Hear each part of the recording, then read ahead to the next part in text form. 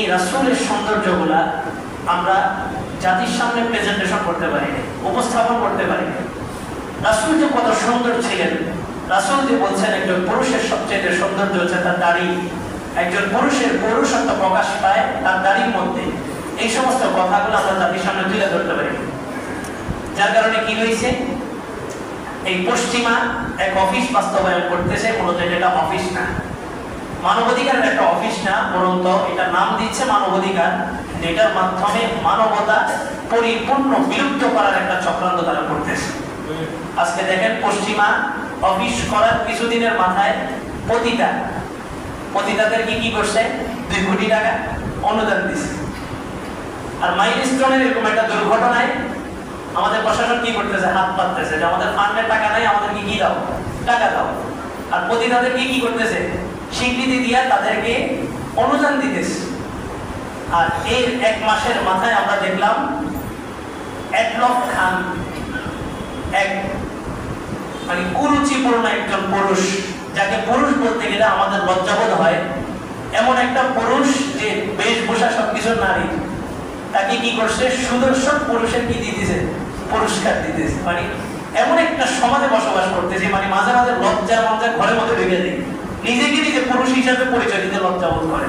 যেমন এক সমাজে বসবাস করতেছি, যে ছেলেটা নারীর পোশাক পরতেছে, নারীর বেশভূষা, মুখে নেই দাড়ি, তাকে আইডল বানায় রাষ্ট্রীয়ভাবে। কোন রাষ্ট্র, যে রাষ্ট্রের 92% মুসলমান দাবি করতেছি আমরা, ওই রাষ্ট্রের মধ্যে একজন হিজড়াকে কি করতেছে, সুদর্শন পুরুষ হিসাবে পুরস্কৃত করতেছে। পরে তো জুতার মালা পরানো দরকার ছিল, ফুলের মালা না। আল্লাহ রাসূল বলেন লাআনাল্লাহুল মুতাশাব্বিহাত, অভিশাপ করছেন যারা পুরুষের মধ্য থেকে নারীর আকৃতি ধারণ করে, আর যারা নারীর মধ্য থেকে পুরুষের আকৃতি ধারণ করে। অভিশপ্ত একটা পুরুষকে পুরো মুসলিম সোসাইটির সামনে কি করা হয়েছে, পুরস্কৃত করা হয়েছে। হুজুর আপনি বিরোধিতা করতেছেন কেন? ওরা করছে, সমস্যা কি? এবার শুনেন বিরোধিতার মূল কারণটা কি। অভিশপ্ত একটা পুরুষ, তার অভিশাপই পুরো জাতি শেষ হয়ে যাবে।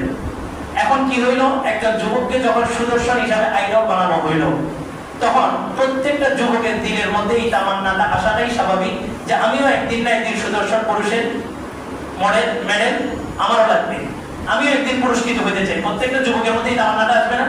আসার পরে ওই যুবক কোন পথে হাঁটবে, ওই এডলফ খান হিজরা যে পোশাক বেশভূষা ধরছে, প্রত্যেকটা যুব সমাজের ভিতরে এখন একটা চেতনা জাগবে যে আমিও এডলফ খানের মতো হওয়া দরকার।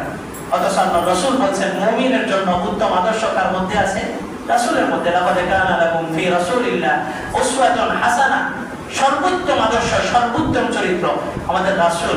ওই রাসূলের সিরাত পড়ি না, গঠন পড়ি না, সামাইলে তিরমিজি বাংলাটাই না রাখছি মসজিদে, কাউরে দিকে না খুলে একটু পড়তে যে রাসূলের গঠনটা কেমন ছিল একটু দেখেন, একটু কল্পনা করেন। কল্পনা করতে করতেও একদিন রাসূলকে স্বপ্ন দেখে যাবেন। রাসূলের গঠন কি ছিল কয়জন বলতে পারবেন? রাসূলের চেহারাটা কেমন ছিল, চেহারার বর্ণনা কয়জনে দিতে পারবেন? হাতের বর্ণনা কয়জনে দিতে পারবেন? রাসূলের এই সমস্ত চিত্রগুলো আমরা জাতির সামনে তুলে ধরতে পারি নাই, যার কারণে এই সমস্ত যুগে যুগে এই সমস্ত হিজড়াগুলোকে পুরস্কৃত করতেছে। আর যুব সমাজ বুঝা না বুঝা ওগুলাকে আইডল মানতেছে। অথচ একজন মুমিন কোন অবস্থাতেই রাসূল, ইসলাম এই দুইটাকে মাইনাস কইরা দ্বিতীয় কোন শক্তিকে কখনোই নিজের আইডল বানাইতে পারে না। আল্লাহ তাআলা কথাগুলো বোঝার, আমল করার তৌফিক দান করুন।